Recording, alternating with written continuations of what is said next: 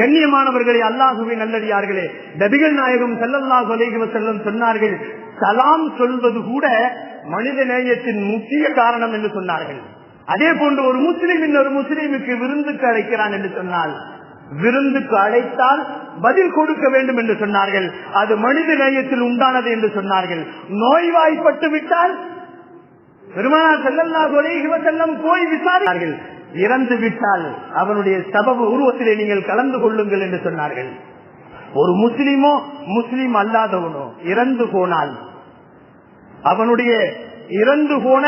அவனுடைய சப ஊர்வலத்திலே நீங்கள் கலந்து கொள்ளுங்கள் என்பதை பெருமான் ஸல்லல்லாஹு அலைஹி வஸல்லம் அவர்கள் சொன்னார்கள். ஒரு முஸ்லிம் இன்னொரு முஸ்லிமினுடைய மரணத்திலே கலந்து கொண்டால், அவனுடைய ஊர்வலத்திலே கலந்து கொண்டால், அவனுக்கு ஜனாதாவிலே கலந்து கொண்டால், அவனுக்கு அல்லாஹு ஜல்ல ஷானஹு தஆலா ஒரு உஹது மலை அளவு நன்மை கொடுக்குகிறான்.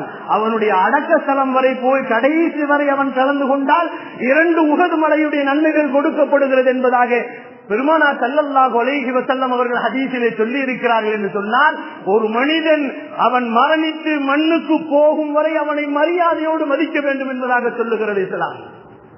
பெருமானார் ஸல்லல்லாஹு அலைஹி வஸல்லம் அவர்கள் தங்கள் சஹாபாக்களுக்கு மத்தியிலே, தங்களுடைய சஹாபாக்களுக்கு மத்தியிலே உணர்வுகளை மதித்தார்கள். பெருமான் ஸல்லல்லாஹு அலைஹி வஸல்லம் அவர்கள், பெருமானார் ஸல்லல்லாஹு அலைஹி வஸல்லம், நான் மேராஜிற்கு போய் வந்தேன், கஸ்ரே முஹம்மது கஸ்ரே உமர் என்று பார்த்து வந்தேன்.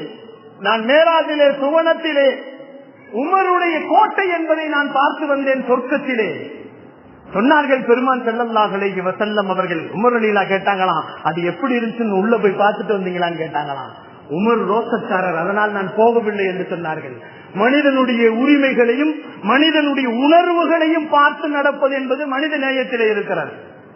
அடுத்தவனுக்கு இடைஞ்சல் தருவது கூட மனித நேயத்தை உடைப்பது என்பதாக சொன்னார்கள் பெருமான் ஸல்லல்லாஹு அலைஹி வஸல்லம். பஸ்ல உட்கார்றோம், நம்ம அடுத்தவன் உட்கார்ற இடத்துல நம்ம 1.5 சீட்டை பிடிச்சு உட்கார்ந்தோம்னா அதுவும் மனித நேயத்திற்கு துரோகம் செய்வது என்பதை மார்க்கம் நமக்கு சொல்லித் தருகிறது. நிறைய இருக்கிறது மார்க்கத்திலே. எல்லா விஷயங்களையும் பெருமானார் ஸல்லல்லாஹு அலைஹி வஸல்லம் அவர்கள் நமக்கு வழிகாட்டுதலை கொண்டு சென்று விட்டார்கள். பெருமான் ஸல்லல்லாஹு அலைஹி வஸல்லம் அந்த அடிப்படையிலே மனித நேயத்தோடு வாழக்கூடிய பாக்கியசாலிகளாக அல்லாஹ் என்னையும் என்னுடைய குடும்பத்தாரையும் உங்களையும் உங்களுடைய குடும்பத்தாரையும் அல்லாஹ் நசீபாக்குவானாக.